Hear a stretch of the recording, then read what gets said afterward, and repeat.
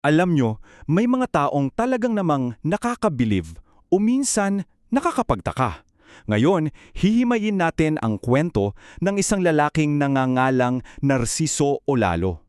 Batay mismo sa mga opisyal niyang pahayag at dokumento, mayroon siyang kakaiba at napakalawak na koleksyon ng mga supernatural na claims.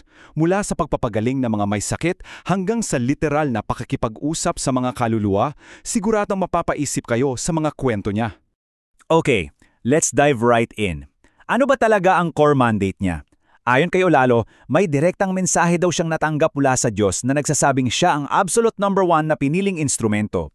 Ang misyon, pagalingin ang mga may sakit na walang hinihinging kapalit, as in, literal na kahit isang sentimo, bawal niyang tanggapin. Naniniwala kasi siya na ang Diyos lang talaga ang nagpapagaling at kasangkapan lang siya. Unang bahagi, ang persona bilang instrumento numero 1 ng Diyos. And get this, hindi lang siya sa mga kanto nangangaral. Ginagamit niya ang modernong teknolohiya, YouTube, mga podcasts at Facebook Live para i-broadcast ang mensahe niya sa buong mundo. Kung titingnan natin ang summary ng kanyang teolohiya mula sa opisyal niyang spiritual CV, nakabase ito sa 3 simpleng hakbang: pagsisisi, pagbabago, at matinding pananampalataya. Basic na turo ng relihiyon, tama? Very standard. Pero hold on, kasi dito na magsisimulang maging sobrang kakaiba ang lahat. Ikalawang bahagi, ang paranormal at ang kapangyarihan ng isip. Bukod sa pagpapagaling, idinideklara ni Olalo na binigyan siya ng tinatawag niyang power of mind. Ibig sabihin, kaya daw niyang makita ang buong buhay at lahat ng kasalanan ng isang tao, buhay man o matagal ng patay. Ngayon, mapapaisip ka talaga, paano ba ito ina-apply ng isang self-proclaimed faith healer sa pang-araw-araw niyang buhay? Paano ginagamit ang ganito katinding kapangyarihan sa mga ordinaryo at minsan ay kakaibang sitwasyon? Tingnan natin kung paano siya mag-react sa mga bagay na kinakatakutan nating lahat. Tingnan niyo itong contrast na ito. Tayo, pag nakita ng multo, automatic karipas ng takbo sa takot, di ba? Si Olalo, wala lang. Deadma. May isang beses daw nagising siya ng madaling araw at nakitang isang bulto ng babae sa kusina. Inakala niya kapatid o nanay niya kaya nilapitan niya lang ng kasyual. Nung narealize niyang multo pala, hindi man lang siya nagulat o nanginig. Para siyang nakasalubong lang ng kapitbahay sa kanto. Ikatlong bahagi, ang pagbaligtad sa takot. Dito natin makikita ang talagang unorthodox na pananaw niya. Hindi lang siya basta walang takot. Sadyang binabaligtad niya ang sitwasyon para siya ang maging nakakatakot. And this brilliantly illustrates his mindset. Sa isang viral post niya, literal niyang kinuwento yung trip niyang pumasok sa mga horror houses at haunted attractions. Pero ang catch? Hindi para matakot siya, kundi para sadyang takutin niya yung mga bayad na aktor sa loob. Pakinggan niyo itong kwento niya mula sa isang audio transcript. Pumasok daw siya sa isang horror house, tapos, imbes na sumigaw nung may lumapit na dugo ang multo, pinuri pa niya yung costume nito. Sabi niya, "Uy, ang ganda mo pala, bagay sa'yo yung dugo." Nung may sumubok naman umaktong sasaksakin siya, casual niyang sinalo yung peking kutsilyo, binaliktad at nagkunwaring hihiwahin yung leeg ng aktor. Ang ending, yung mga aktor mismo ang nagtakbuhan palabas, nagsisisigaw na patayin daw yung ilaw sa sobrang panik nila kay Olalo. Sabi nga niya, ako na ang gumawa ng horror. Pero hindi lang daw yan pang haunted house ha. Sinasabi niya na kahit sa mga totoong nakakatakot na nilalang ka-folklore natin, like a wakwak, yung parang vampirang may pakpak, wala siyang inaatrasan. Minsan nakita daw siya nito at imbes na magtago, hinabol pa niya at sinigawang lilitsunin niya daw to na parang baboy.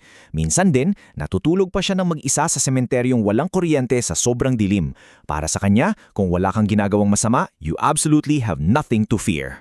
Ika-4 na bahagi, nakatagong sikreto at pagbubunyag ng kasalanan. Ang tapang na to ni Olalo ay hindi lang pisikal. Ginagamit niya rin daw ang power of mind niya para ibunyag ang mga pinakatinatagong sikreto kahit pa ng mga taong nasa posisyon at relihiyon. May ibinahagi siyang matinding anekdota kung saan harapan niyang pinaiyak ang isang madre. Bakit kaya?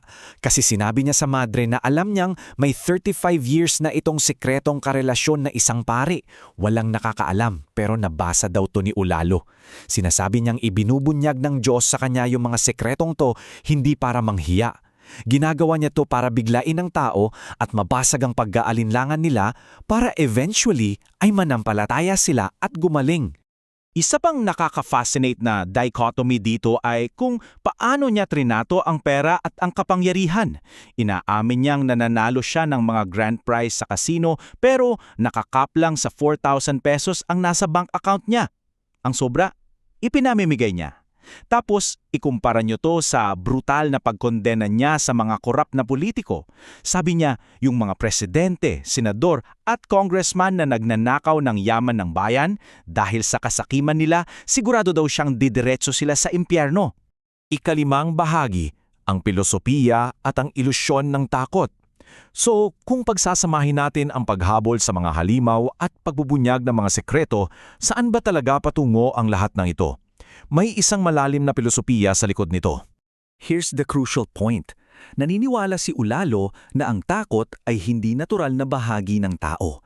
Para sa kanya, isa lang itong ilusyon. Ang tao ay tinuturuan nila ang sarili nilang matakot. Tayo lang daw ang pilit na nagtatanim ng pangamba sa utak natin. At dito, medyo bumibigat ang usapan. Ang core argument niya sadyang ginagamit na sandata ang takot ng mga mismong institusyon ng relihiyon. Sinasabi niyang tinatakot tayo ng mga pastor at pare, tinatakot sa impyerno, sa mga demonyo. Bakit? Para magkaroon tayo ng peking dependency sa kanila. It's basically a cycle of fear na ginagamit para makontrol tayo at syempre para pagkakitaan. Kaya naman, sa paningin ni Olalo, ang paglaban sa takot ay ang ultimate rejection sa kontrol ng sistema. Ang mga eccentric at minsan ay nakakatawa niyang ginagawa tulad ng pang-aaway sa multo o pagiging dedma sa pera ay paraan niya para patunayan na kapag wala kang masamang ginagawa, you have absolutely nothing to fear and you owe nothing to anyone. I leave you with this provocative thought. Ano ang pinakamalaking takeaway natin mula sa pagsusuring ito? Kung totoo nga ang pananaw ni Narciso o Lalo na ang lahat ng takot at pangamba natin ay isa lang ilusyon na itinanim sa isip natin ng lipunan, paano kaya magbabago ang buhay mo kung lahat tayo simulan nating habulin ang sarili nating mga halimaw imbes na tumakbo palayo sa kanila? Isang napakagandang kaisipan na pag-isipan. Hanggang sa susunod nating paghimay,